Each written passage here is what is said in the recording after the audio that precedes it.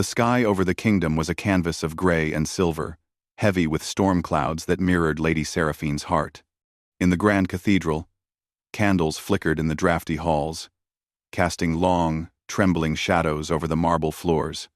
Today was meant to be the happiest day of her life, her wedding day, but the air was thick with an unexpected, bitter silence. Seraphine stood at the altar, her hands trembling inside the delicate lace of her gloves. Her gown shimmered softly under the dim light, every bead and thread a promise of love and joy. But the groom, Lord Roderick, did not appear. Moments stretched into minutes, and whispers rippled through the gathering. Noble guests shifted uncomfortably in their seats. Something was wrong. Then it came the devastating truth. Roderick would not come. He had abandoned her. Rumors spoke of another bride. Another life he had chosen over her. The words, though not spoken aloud in the cathedral, felt as sharp as daggers in Seraphine's chest. Humiliation burned bright and hot, leaving her cheeks flushed with shame. She felt the weight of every pair of eyes in the hall, judging, pitying, and condemning her all at once. Seraphine's knees threatened to buckle, but she held herself upright, head high.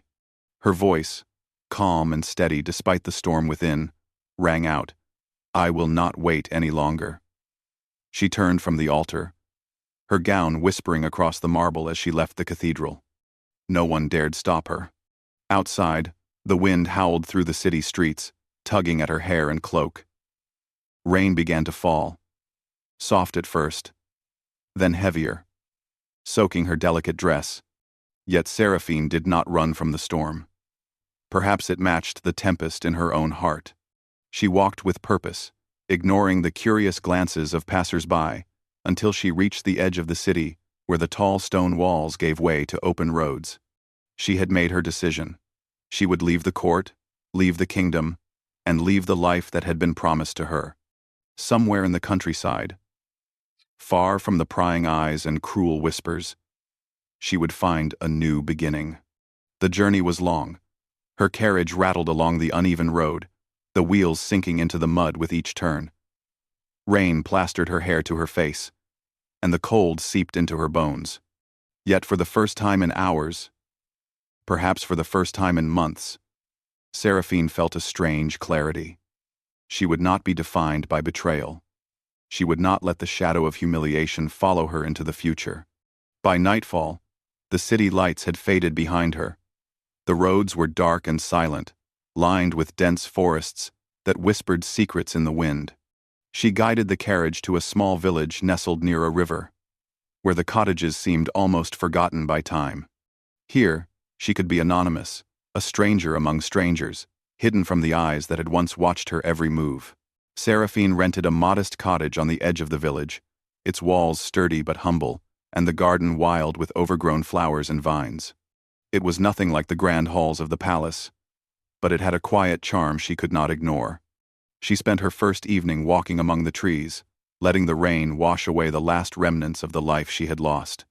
Days turned into weeks, and Seraphine found a rhythm she had never known in the bustling court. She learned to tend to the garden, plant vegetables, and care for the small animals that wandered near her home. Each act, no matter how small, felt like reclaiming a piece of herself. The villagers, at first wary of the pale, noble stranger, began to accept her presence. They gave her nods and smiles, simple gestures that felt like warmth to a heart long chilled by betrayal. Yet, despite the peace, there was a hollow ache she could not ignore. At night, when the wind rustled through the trees and the moon cast silver light across the fields, she thought of Roderick and the life that could have been. She told herself it was over, that she would not allow herself to long for a man who had chosen another. But longing is a quiet thing, subtle as mist, and it lingered in her heart like a shadow she could not chase away. It was on such a night, as Seraphine walked along the riverbank under a sky blanketed with stars, that she first sensed she was not alone. A shadow moved among the trees across the water, large and deliberate, watching her. She froze, a chill crawling along her spine. There was something different about this presence, not threatening, not immediately cruel, but powerful. It made the hair on her arms rise, and her heart beat faster, a strange mixture of fear and curiosity twisting inside her. The shadow stepped closer, and the moonlight revealed the figure of a man tall, broad, and regal in bearing. His cloak, dark as midnight, rippled in the breeze. Though she could not see his face clearly, the aura around him spoke of authority and strength, a presence that demanded attention without words. Seraphine instinctively stepped back, her pulse quickening. "Who are you?" she asked, her voice trembling slightly. The man said nothing at first, only letting his gaze meet hers. It was intense, almost predatory in its intensity, yet there was something else, an unspoken understanding, as though he recognized the storm within her. Finally, he spoke, his voice low, calm, and commanding. "Lady Seraphine," he said, each word deliberate, heavy with certainty. "I know why you fled. I know why you hide. But you cannot run from your destiny." Seraphine's breath caught. The words were not a threat, and yet they carried the weight of inevitability. "I have no destiny here," she said, though even as she spoke, she felt doubt creeping into her voice. "I am free now. I have nothing to do with the palace, the court, or the life I left behind." The man stepped closer, and now she could see him clearly. His eyes were sharp, piercing, and dark as a storm cloud. His jaw was strong, his posture commanding, yet there was a subtle grace in his movements. "Freedom is not always what it seems," he said softly. "Some chains are unseen, but they bind just as tightly. I am here because your heart is not yours alone. You belong to more than yourself, whether you wish it or not." Seraphine's stomach knotted. "I do not belong to anyone," she whispered, her voice almost lost to the wind. "Not to a man, not to a king, not to fate itself. I choose my own path." The man smiled faintly, not cruelly, but with the quiet confidence of someone used to being obeyed. "Then I will walk this path with you," he said, almost as a statement of fact. "I am Kalen, Alpha King of this land, and I will not let you vanish into obscurity, not while I can prevent it." The weight of his words settled over her like a storm. She had fled betrayal, humiliation, and pain, seeking solace in quiet simplicity, and now the very force of the kingdom itself had found her. Fear mingled with fascination, anger with reluctant intrigue. She wanted to run, to hide, to claim the freedom she had earned. And yet, something in the depth of Kalen's gaze made her hesitate, a spark of something dangerous, powerful, and undeniable. The wind whispered through the trees, carrying with it the promise of storms to come. Seraphine felt the first stirrings of a new battle, not of armies or crowns, but of hearts and wills. She was alone, yet not entirely. The countryside was hers, for now, but soon, it would no longer be a refuge. Something far greater than her solitude had found her, and she sensed that her life, her freedom, and perhaps her very heart, were about to be tested in ways she could not yet imagine. Seraphine took a step back from the riverbank, her eyes never leaving Kalen. "I am no one now," she said, her voice firmer than she felt. "I will not be taken. I will not be claimed." Kalen tilted his head slightly, as though amused, though his expression remained unreadable. "We shall see, Lady Seraphine," he said, his words both a promise and a warning. "The world has plans for us both, whether we like it or not." The rain began to fall again, heavier this time, drumming against the earth and the leaves around them. Seraphine shivered, torn between flight and fascination, fear, and something she could not name. She did not yet know if the storm outside mirrored the storm within, or if the man before her was the tempest or the calm. She did know one thing. Her life in the countryside, her quiet escape, was over. And the Alpha King had found her.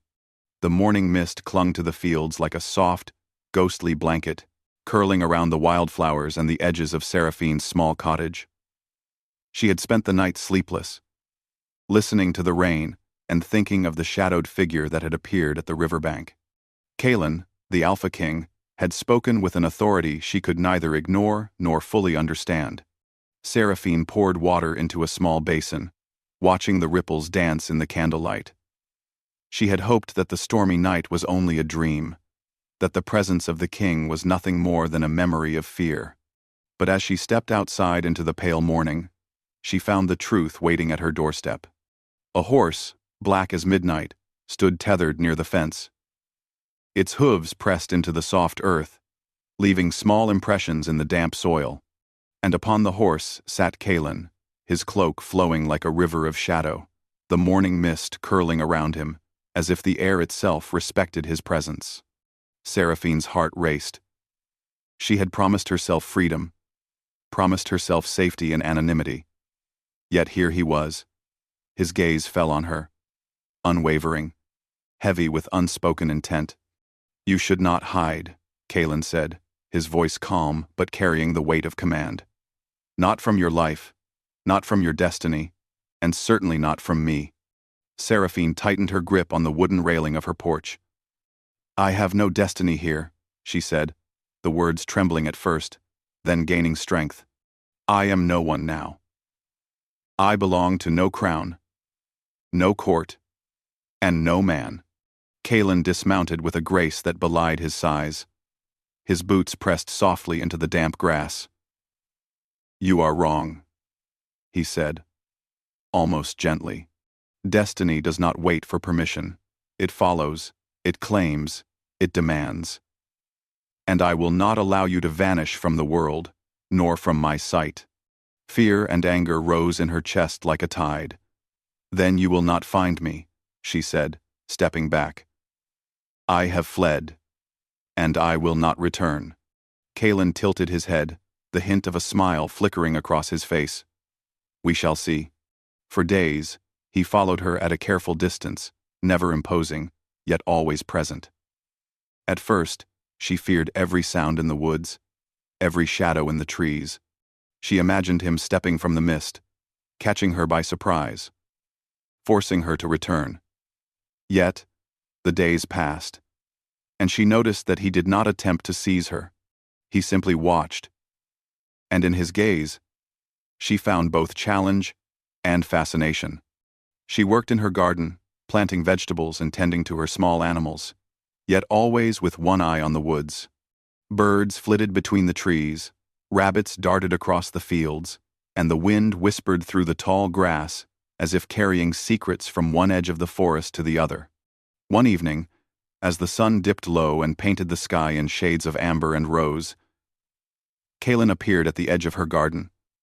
He did not speak immediately. He simply stood, watching her prune the wild roses, his shadow stretching long across the earth.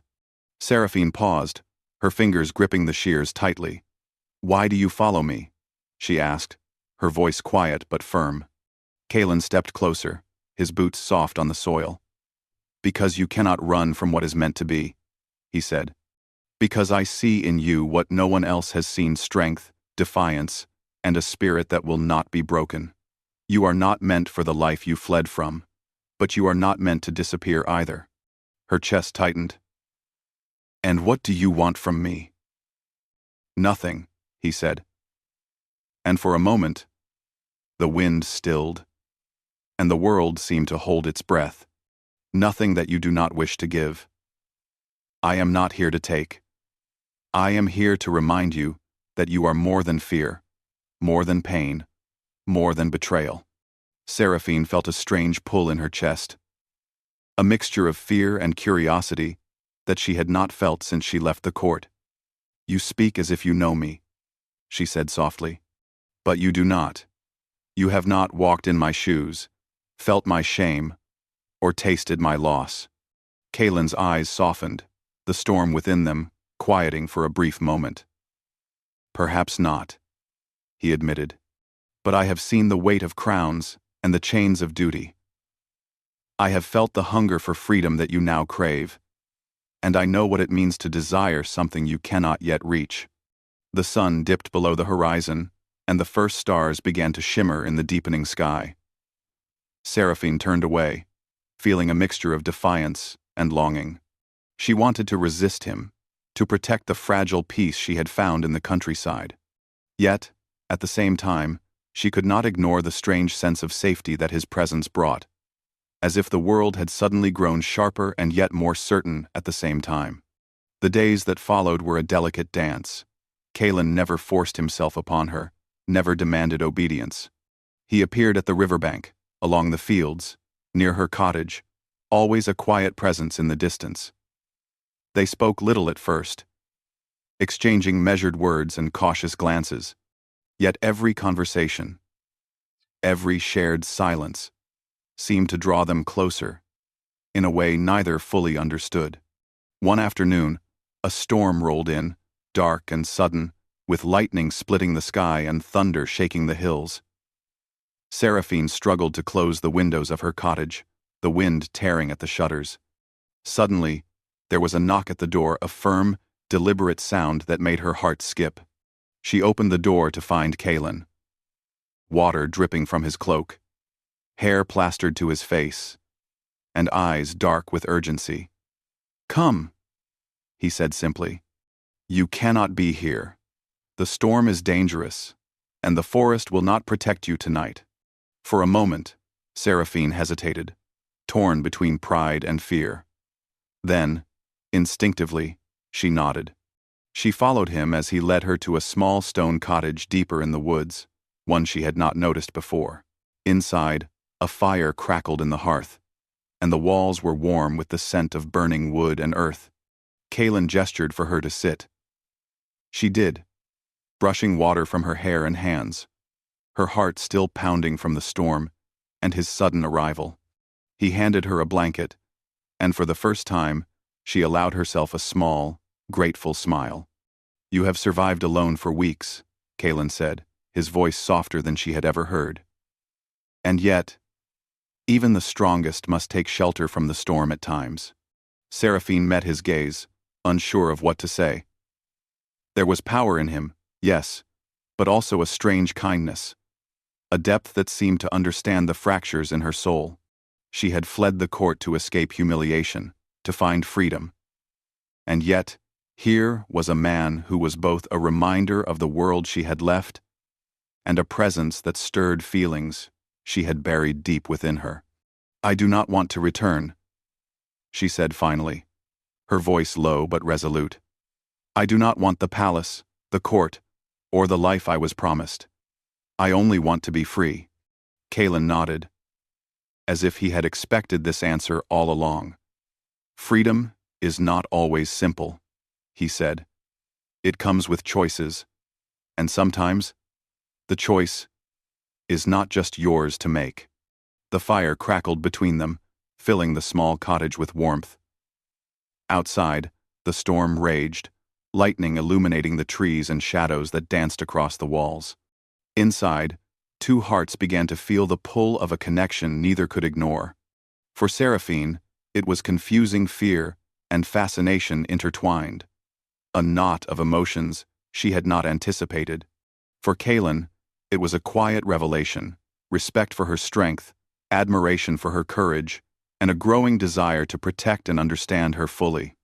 And so, in the heart of the storm, a fragile alliance began to form. Not of love, not yet, but of understanding. Not of submission, but of acknowledgement. They were two souls caught in the winds of fate, each testing boundaries, each seeking something beyond the confines of expectation.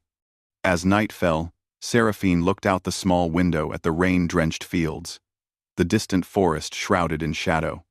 She knew her days of solitude were over. The Alpha King had not merely followed her, he had found her. And somehow, she knew that he would not leave until he had claimed not her body, but her trust. And though fear whispered at the edges of her heart, a small spark of something new, curiosity, perhaps even hope, began to take hold. The forest surrounding Seraphine's cottage had grown quiet since the storm passed, but the air still hummed with a sense of anticipation. Morning sunlight filtered through the leaves, casting dancing patterns on the ground, while the soft murmur of the river nearby offered a calm rhythm to the day. Seraphine moved among her garden, her fingers brushing over the wildflowers, yet her thoughts were not on the vegetables or blooms. They were on Kalen. Since the night of the storm, he had remained close, not always visible, but his presence felt in the wind and in the sudden, almost instinctive awareness of being watched. At first, she had resented him. She had wanted solitude, freedom, peace. But slowly, day by day, his quiet constancy began to stir. Something inside her she had long tried to ignore. Curiosity. Kalen approached the cottage just as the sun rose higher in the sky. He moved with his usual grace, the rhythm of a man who was both predator and protector. And yet today, there was a softness in his gaze. "You work well with your hands," he said, his voice low but carrying easily across the garden. "It suits you. This quiet life. I can see the peace it brings, even if it is temporary." Seraphine wiped the dirt from her palms, meeting his eyes with a mixture of caution and defiance. "Temporary. Yes," she replied. "Freedom cannot last forever. It has no walls, no protection, and certainly no guarantees." Kalen studied her for a long moment, as though trying to see beneath the layers of defiance, pride, and lingering sorrow. "Perhaps," he said finally, "but there are moments in life that matter more than guarantees. Moments where choices shape the heart, not duty." The words made her pause. Seraphine had spent months hiding from duty, from expectation, from heartbreak. She had chosen exile over humiliation, silence over shame. And yet, in the presence of Kalen, she felt something she had not expected. The urge to trust, to speak, to reveal fragments of herself she had buried deep inside. "You speak of the heart," she said cautiously. "But what do you know of it? You are a king, surrounded by power and fear. Can a king truly understand freedom, or love, or loss?" Kalen's expression softened, and he stepped closer, his voice almost a whisper. "I understand more than you think. A crown can bind a man, yes, but it cannot chain his desires. And the heart seeks its own path, even through shadows and storms." For a moment, they simply stood in the quiet of the garden, two figures bound by circumstance, yet drawn by something far more complex, a mixture of fascination, respect, and the faintest stirrings of longing. Days passed, and Seraphine began to notice subtle changes in Kalen's behavior. He would share small stories of the kingdom, tales of festivals, of warriors and courtiers, and yet, he would also reveal moments of vulnerability, a childhood fear of storms, a loss he had carried in silence, a loneliness that mirrored her own. One evening, as twilight settled over the countryside, they walked together along the riverbank. The water shimmered with reflected stars, and the air was alive with the sound of crickets and the rustle of leaves. Seraphine kept her gaze on the river, careful not to meet his eyes too often.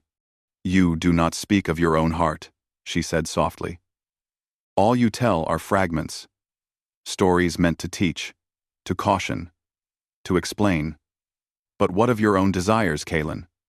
What do you want?" Kalen stopped, looking out over the water, the fading light catching the sharp angles of his face. "I want what I cannot yet claim," he said, quietly.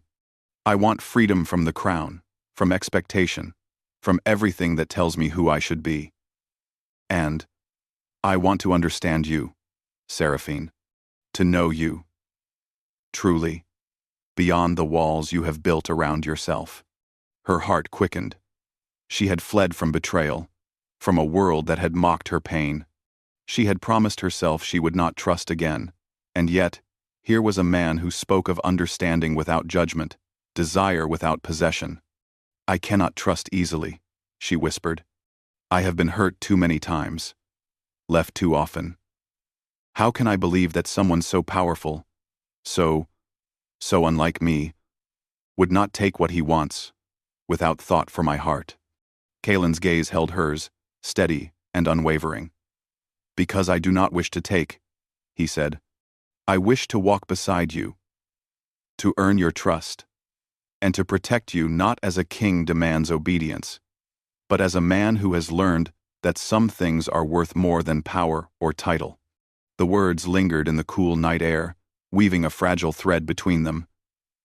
Seraphine wanted to believe him. She wanted to let herself feel that quiet spark of hope, that whisper of connection. But fear remained, a shadow at the edges of her heart, warning her that surrendering too quickly could be as dangerous as any sword.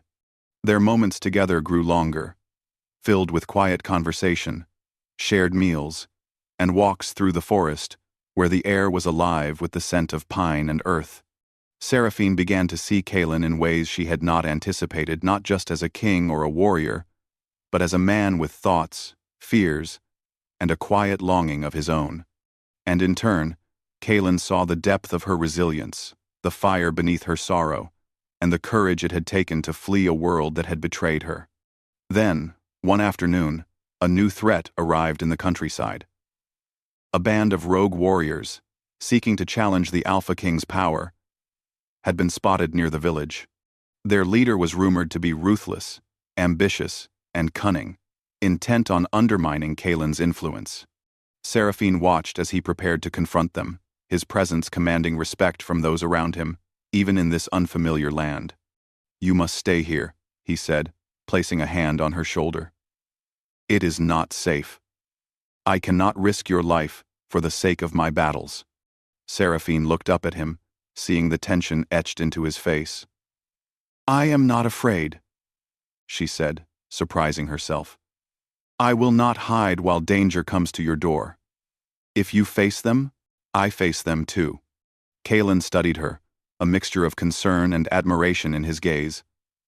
You are stubborn, he said softly. And perhaps that is why I cannot leave you behind. The battle that followed was swift and fierce. Kalen moved with precision, a blur of strength and strategy, protecting both the village and the forest from the intruders. Seraphine watched from a distance, her heart pounding, fear and awe entwined. For the first time, she saw the full extent of his power. And yet, she also saw the care with which he acted, the deliberate protection of life over cruelty, justice over vengeance. After the skirmish, as the forest grew quiet once more, Seraphine found herself beside Kalen, their shoulders brushing lightly as they surveyed the aftermath. Mud stained his cloak, and the faintest sheen of sweat glistened on his forehead, but his eyes were clear, focused, and unyielding. You could have been hurt, she said, her voice low. I cannot let that happen again. Kalen looked at her, and for a long moment, neither spoke. Then he placed a hand over hers, firm but gentle. I protect what matters, he said quietly. You matter, Seraphine, not because you are a noble woman or because you belong to a crown, but because of who you are, and I will not let anything take you from me. Her chest tightened, and the warmth of his hand seemed to reach deep into the places of her heart she had long kept hidden. The truth of her emotions was undeniable fear, fascination, and a budding trust intertwined in ways she could not yet name. As the sun dipped below the horizon, painting the sky in shades of crimson and gold, Seraphine realized that her life had changed once again. She had fled betrayal, sought refuge, and discovered freedom. But in doing so, she had also found a man who challenged her, protected her, and stirred feelings she had long tried to bury. And yet, the world was not yet quiet. The rogue warriors were only the first sign of larger dangers to come, threats tied not just to Kalen's crown, but to the kingdom and the lives of those who dwelled within it. Seraphine understood that she would have to confront not only her fear, but also the power of the man who had found her. The storm that followed wherever he went, and the slow, undeniable pull of something far more complicated than friendship or duty. The night was still, yet charged with possibility. Seraphine stood at the edge of the river, the water reflecting the first stars, and felt the stirrings of a new chapter, one filled with danger, connection, and a heart beginning to trust once more. The morning sun rose over the countryside, casting a soft golden glow on the fields and forests that stretched beyond Seraphine's cottage. The air was crisp and fresh, carrying the scent of earth and flowers after a night of gentle rain. For a moment, peace seemed possible. Fragile, but real. Yet Seraphine knew better. The danger they had faced with the rogue warriors was only the beginning.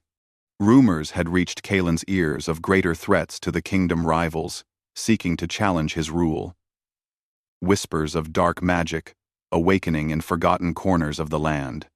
The calm of the countryside was only a temporary refuge, and both he and Seraphine felt the weight of destiny pressing closer with each passing day. Kaelin stood at the edge of her garden, watching the rising sun. His eyes, dark and commanding, held a flicker of thoughtfulness, rarely seen by others. When Seraphine approached, carrying a basket of fresh herbs, she noticed a subtle tension in his stance, a readiness that spoke of battles yet to come. "They are gathering strength," he said, his voice low, almost a whisper.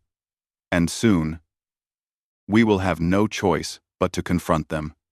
Seraphine set the basket down and met his gaze. "Then we will face them together," she said.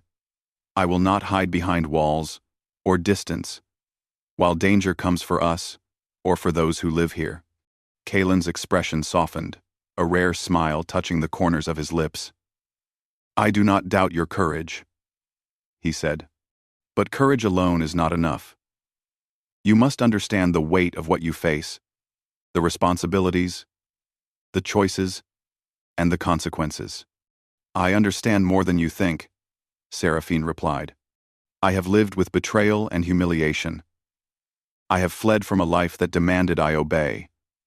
I have learned that freedom is precious, and I will not let anyone, no matter how powerful, take it from me." The Alpha King's gaze lingered on her, and for a long moment, the world seemed to hold its breath.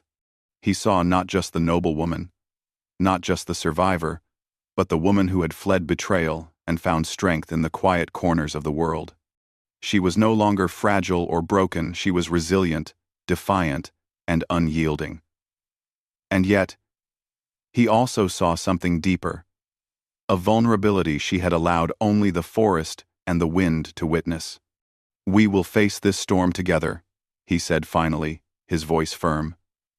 "Not as king and subject, but as equals. And when it is over, we will decide what our hearts truly desire." For the first time in months, Seraphine felt a quiet hope stir within her.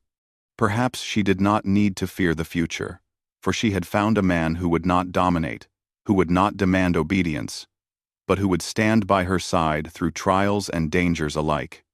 The following days were a tense preparation. Kaelin trained the villagers and allies who had come to their aid, teaching them strategies and defenses. Seraphine moved among the people, offering guidance and care, her presence inspiring confidence and courage. The bond between her and Kaelin deepened with each shared decision, each plan devised, each quiet moment under the stars, where words were not needed.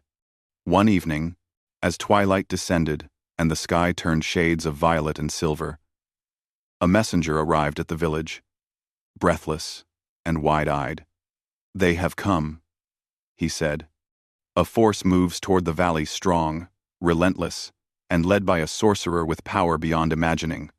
Seraphine felt a chill, but she did not falter. Kaelin's hand brushed against hers, a silent gesture of reassurance and solidarity. "Then we stand," he said. "No running, this time." Night fell, and with it came the clash of forces. The sorcerer's magic swirled across the battlefield. lightning and shadow twisting together in a dangerous dance. Kaelin moved with precision, a combination of strength, strategy, and instinct. Seraphine remained close, aiding the villagers, guiding them to safety, and using her knowledge of the land to anticipate the enemy's movements. Amid the chaos, Seraphine saw Kaelin strike with unparalleled skill, his eyes always alert for danger, his focus unbroken. And yet, even in the midst of battle, he remained aware of her, his concern for her life never waning. Each movement, each decision, revealed not just his power as a king and warrior, but the depth of his care, the intensity of his devotion. As dawn approached, the battlefield lay quiet once more. The enemy had been driven back, their forces scattered, the dark magic dissipated by Kaelin's strategy and the courage of those who had stood beside him. Seraphine, though exhausted, felt a profound relief. The danger had passed, but the storm had changed them both. They were no longer just allies or companions, they were entwined, not by duty, but by trust, respect, and the shared experience of surviving the impossible together. Kaelin approached Seraphine, his cloak torn and soiled from the battle, but his eyes bright with relief and something unspoken. "You were remarkable," he said softly. "Not because you fought like a warrior, but because you faced fear and stood strong when it mattered most." Seraphine looked at him, her heart full of unspoken emotion. "I only stood because you were beside me," she replied. "Because you never wavered, never demanded, never left me alone." A silence stretched between them, heavy with meaning. The sun rose higher, casting light across the valley. And in that moment, Seraphine realized the truth she had been hesitant to admit. She had fled from betrayal, but she had not anticipated this. She had not anticipated finding someone who could see her, who could understand her, and who would not try to control her. Kaelin stepped closer, his hand brushing hers once more, and this time she did not pull away. "Seraphine," he said, his voice steady and calm, "I have followed you across storms and shadows, across forests and fears. I have sought not to claim, but to understand. And now, I ask you, will you choose this path with me? Not because of duty or destiny, but because your heart desires it?" Her breath caught, and her eyes shimmered with the weight of everything she had endured. She had fled humiliation, fled expectation, fled a life that demanded obedience. And now, she stood before a man who did not demand submission, who did not seek to claim her, but who had chosen to walk beside her through danger, darkness, and doubt. "Yes," she whispered, her voice firm yet tender. "I choose, because my heart is ready. Not for a crown, not for power, but for what we have found together, for trust, for hope, for us." Kaelin's lips curved into a rare, gentle smile. He took her hands in his, strong and steady, and for a moment, the world seemed to hold its breath. No shadows, no battles, no storms could intrude upon the quiet understanding that had grown between them. The villagers, who had watched from the edges of the battlefield and the safety of their homes, saw not just a king and a noblewoman, but a bond forged through courage, resilience, and choice. And as the sun rose higher, casting its golden light across the valley, Seraphine realized something she had never dared to hope. Freedom and love could coexist. One did not have to be sacrificed for the other. In the days that followed, Seraphine and Kaelin rebuilt what had been threatened, strengthening the village, the surrounding forests, and the trust of those who lived there. Together, they transformed fear into courage, uncertainty into hope, and the shadows of the past into a promise for the future. And when the last threats had been driven back, when the kingdom was once more safe, and when the wind carried only whispers of peace, Seraphine and Kaelin stood together at the edge of the forest, looking out over the valley that had become their sanctuary. Kaelin's hand found hers again, And this time, there was no hesitation, no fear, only quiet certainty. The world is vast, he said softly. And there will be challenges ahead. But we face them together. Not as king and subject, but as equals. As partners. As something more. Seraphine squeezed his hand, her heart full. Together, she echoed. Always together. The sun climbed higher, flooding the valley with light. The river sparkled, the trees whispered, and the wildflowers swayed gently in the breeze. A chapter of fear and betrayal had ended, replaced by trust, courage, and the quiet power of choice. Seraphine had fled the altar, fled a life of expectation, and found in the Alpha King, not a captor, but a companion, not a command, but a bond forged in the fires of challenge and the quiet moments of understanding. They did not need crowns, armies, or titles to define them. They had each other.